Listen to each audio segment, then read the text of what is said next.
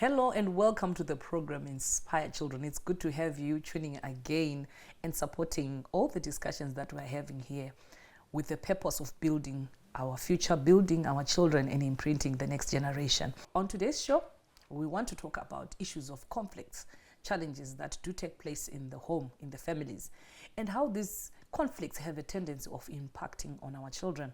How it impacts their thinking, the way they do things, the way they relate with family, with relatives, with uncles, the way they relate even when they go outside of the family.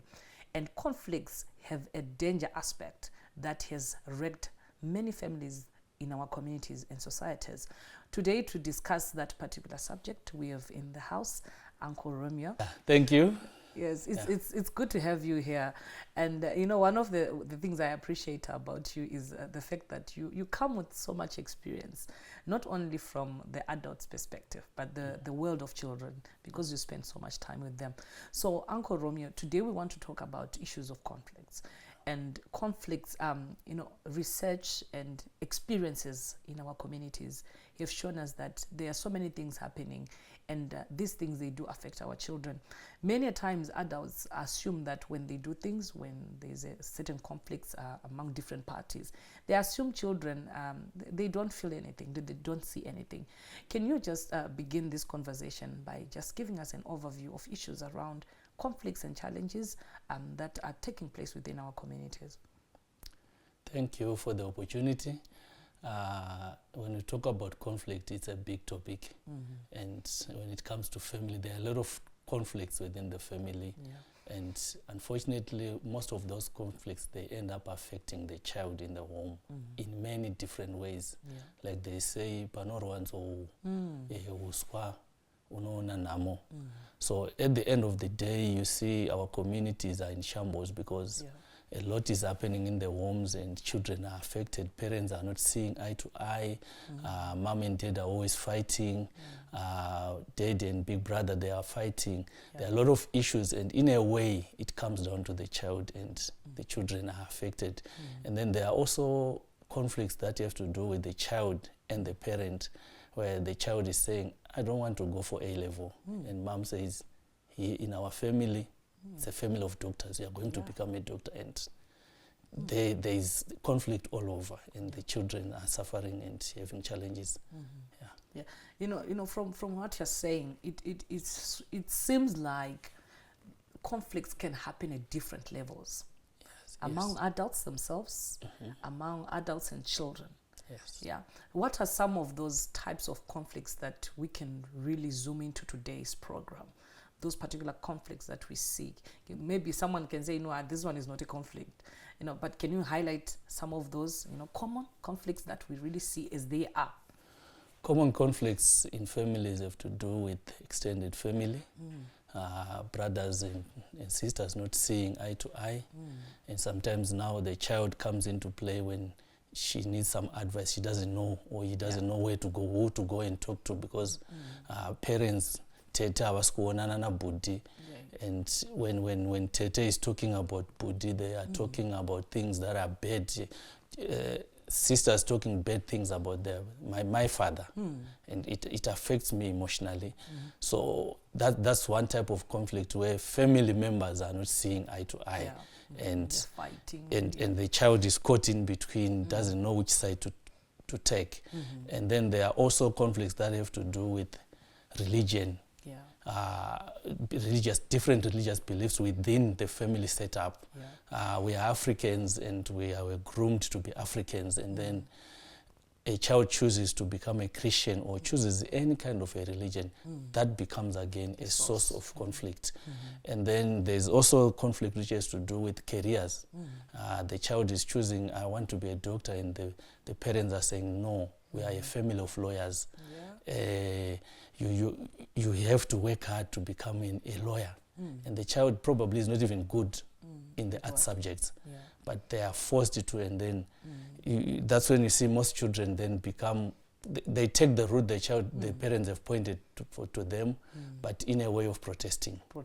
And they are not in coherence with each other, and this one is protesting, and this one is saying, I'm the parent here, and we have conflicts every day.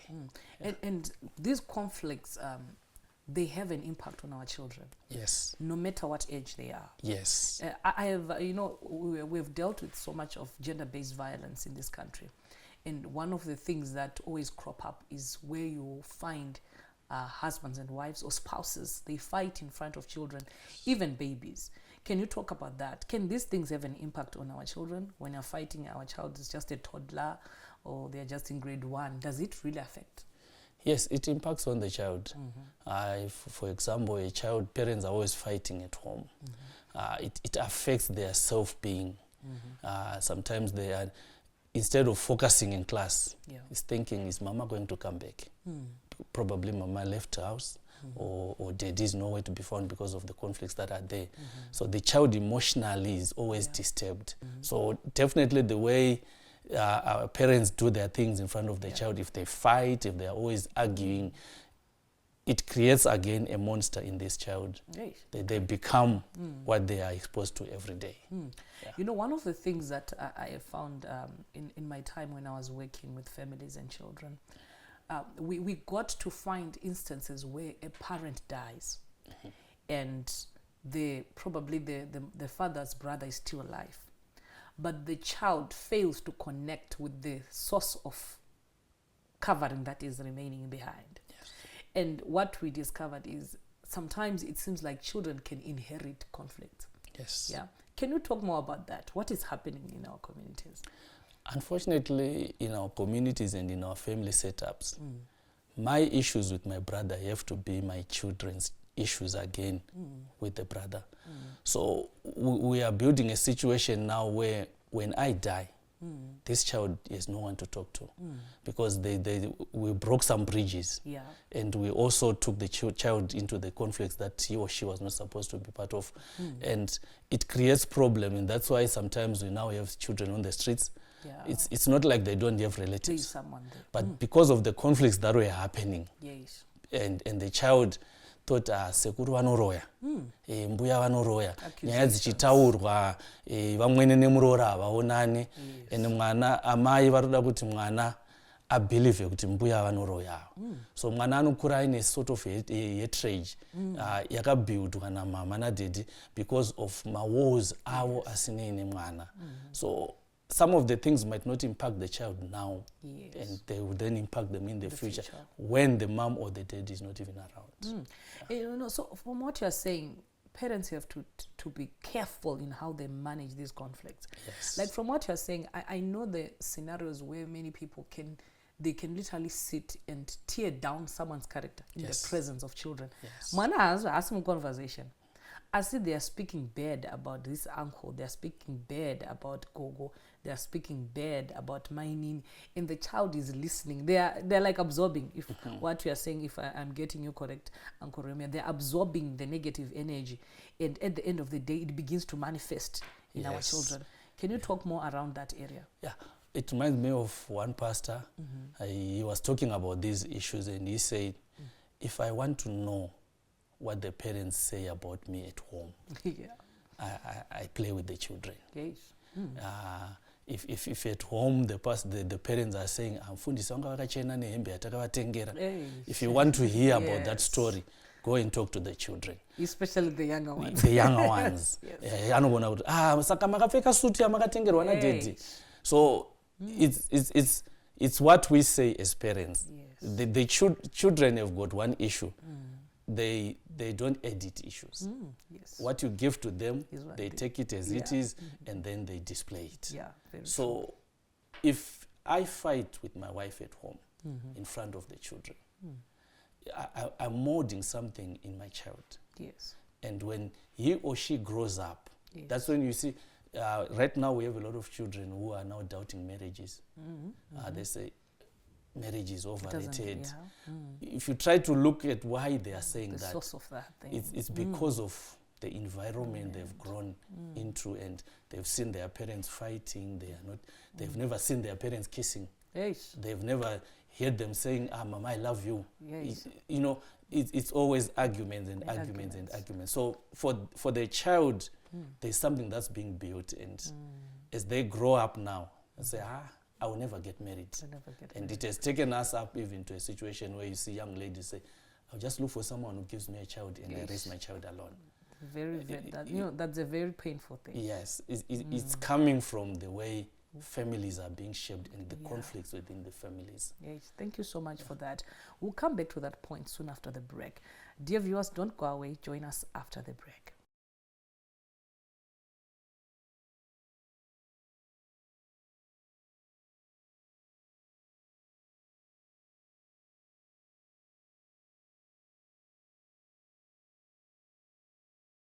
Welcome to the program, viewers. We are talking about how to manage conflicts. Conflicts can tear generations. And Uncle Romeo, you spoke something so profound, that when people are conflicting and they fail to manage this conflict, they are literally shaping the environment. They're shaping the future of children. They are shaping other families. So in essence, you're saying today's family is shaping tomorrow's family. Yes. Yeah. So what are some of are there other issues that we see cropping up within our communities with regards to conflicts? There are a lot. Right now we are struggling with issues to do with mental health. Long back, it was rare to find a 15-year-old child saying, I'm stressed. Yes. There was nothing to stress a 15-year-old child. But right now, a lot of children, they are loaded, they have issues. And I think we need as parents to manage how we conflict so that we help these children, because we have a damaged generation that we are building right now, and who knows what the next generation is going to become because of the way we are behaving and portraying a family setup which is probably most wrong. So there's a lot of work on our part as parents on trying to deal with now conflicts. If I have a conflict with do I have to fight with my wife in front of the children? If I have issues with my brother, do I have to do it in front of the children? We need to address those things so that if I have issues with my sister, I don't need to communicate it to my child. Exactly. Auntie remains auntie. Sekuru remains sekuru to the child. Whilst we deal with our issues alone, instead of hiring our children into wars that they don't even know. That's a strong term.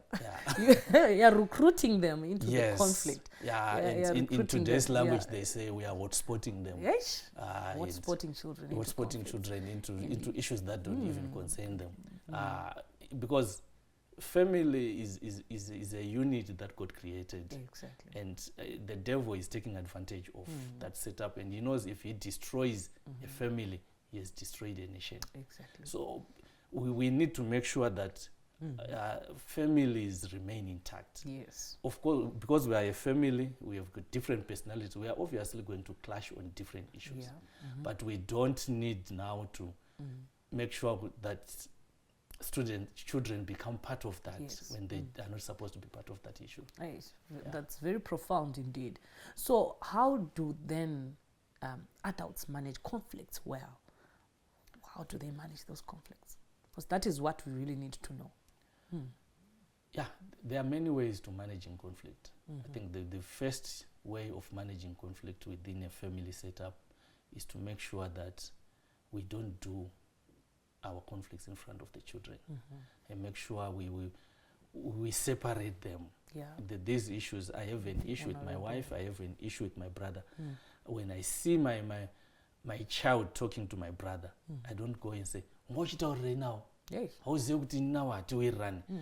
These are the issues that have caused problems generations after generations. Because when I'm not talking to you, seeing you eye to eye, I also want my children not to see, to talk to you, even to relate with your children. Even in our community, if you have noticed, mining give up next door vatukana neni. Also unotonzwa amai ungochitambire namai auzive kuti ini nawo hatisikuwirirana. And it has contributed to communities that are so divided, and there are wars everywhere. So the best way to deal with these issues is to say, my wars are my wars. and we deal with them. If I'm facing my brother, if I'm facing my neighbor, if I'm facing Gogo, we face each other alone without involving the children. Yeah. You know, I want you to talk about something, Uncle Romeo, from what you're saying. How can adults manage, because I believe conflicts, they come from the issues of anger. How can they manage the anger issues so that they say, you know what, when there are differences, we can really discuss them in an honorable way. We can discuss them in a way that does not tear our families apart, that does not tear our children apart. You know, are there ways that adults can address those things? The key way of solving conflicts is firstly identifying the source. Where is our problem coming from here? Yeah. Is it money? Is it issues to do with age? Who is the bigger brother in this house? Yeah. Who gives rules? We identify those, and then also as adults we need to identify our roles. Yes. Because that's where, if you see, for family feuds comes from roles. I'm your big brother, you must listen to me. And then the younger brother also needs to understand that he is young and this one is the eldest brother. So issues to do with roles in the family, they need to be very clarified, and they need to be very clear. If there are rules, they also need to be clear. Even if it has to do with religion, it has to be communicated in a way where you are not saying this one is evil, this one is good. So there has to be clear communication within the family setup, where when we are saying no, it's a no. If we are saying yes, it's yes. And then we define our different roles and age-specific roles. You are a child. He or she is your bigger sister. Those roles need to be clearly defined, because these are some of the sources now of conflict. We say, even siblings have got issues. You hear them saying, you want to act like you're a deputy parent, and they are fighting because of that. So these roles need to be defined clearly, and everyone understands their role, where they start and where they end. You know, you've actually touched on something very critical: sibling conflicts. Those are heated ones. And I know it's a topic that we really need a full episode on it. But what are some of those things? I think from what you're saying, you're talking about and picking issues of respecting one another, understanding boundaries. Can you talk more about that? When you talk about respect, when we define roles, then respect comes. When I know that this one is my elder brother, I need to give them their position and respect them. But then my elder brother also needs to reciprocate and understand that I'm a younger brother. I deserve to be heard. I deserve to be understood. And I have the right also to speak. When we understand those roles and then respect each other, the positions in the family won't matter much. But when someone says, uda kuzviita baba panapa, tatoone problem now, because ubaba wacho hauna kudefinwa. Saka unoda kudefinwa kuti you are the eldest brother. Dzimwe dzenguva dzinodzoka futi kufamily kuya kwandakakura ndichinzi you are the first born, uri baba. So baba wacho ndo andautora nepasiripo. Saka unoda kudefinwa kuti I'm the first born, ndiri baba, but uyana baba vanoziya vasiri iwewe. Ipapo ndo panema issues now. And then we respect each other. The other issue again is mawaniro amunoita in the family. Some are okay in their pockets, and some are struggling. Saka iwewe unoda kuzviita une mari stereki. And some, they disrespect. If you find a younger brother is good in the pockets, and the older one is struggling, they fail to respect each other now. Papapo we are kuti waka ini ndinda sponsor funeral. Saka mkoma garai pass. So respect should not look at the pocket. It doesn't have to look at the pocket. It's just respect. You respect your elder brother because he's the elder brother, and then the older brother needs to also respect the younger brother. That way, powerful. We don't have problems in the family. Thank you so much for that. We'll come back to those points soon after the break. Viewers, do not go away.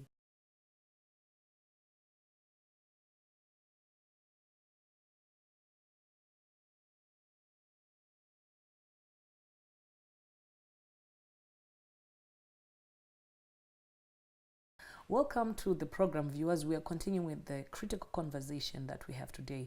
So, Uncle Romeo, since we are raising children, we are building the next generation, and we are talking about this conflict, what are the possible or critical effects that we can talk about on children, and also what are those things that we really need to do as a society?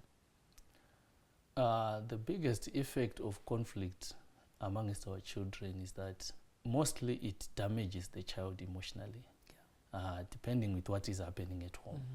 Emotionally, they won't be stable. And it then results now, if I'm not emotionally stable, I then look for ways to deal with those emotions. And it then creates problems of drug abuse. It creates a lot of issues now where we have a lot of children on the streets. We have children who we have no direction because of my conflicts that are happening at home. They're broken inside. So we need to make sure as parents and as communities, we try by all means to make sure we reduce the level of conflicts, unnecessary conflicts. And where we are not supposed to be fighting, may we not fight. And where we need to be talking, because remember, when a child is seeing you arguing with your neighbor, let's try to teach them that when we have conflict, there are also ways to solve conflicts, which are not fighting, which are not saying, I don't want to see you, don't ever step into my yard again. Because if we continue propagating that, it means that when that child grows, anokura akadraw maboundaries aaiona sekuru vake vachiita, saka akuti imi handidi kuona ipamba pangu. So we continue having problems and continue having problems. But the best way is to make sure that let's find amicable ways of solving problems. Where there is need to communicate, let's sit and talk. And like I said as we started, let's not sport our children into matters that do not concern them. So, Uncle Romeo, if our children have experienced lots of conflicts within the home and they don't know what to do, what would be your advice to the children?